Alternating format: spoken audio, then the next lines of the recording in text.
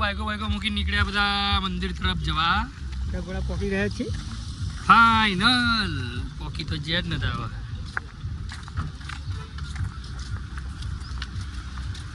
બે કલાક કાઢી ગયા બોલાવી આવતા હા બોલ્યા ખાસું બધું ફરે આપણે એ બનાવતો ને ચાલુ હોય જો ભાઈ હનુમાનજી ફાઇનલ આવી ગયા. હવે જઈએ છે મંદિરે દર્શન કરવા. દિલીપમાં વસંત ધવલ અને મન તો તમે જોયો જ હશે.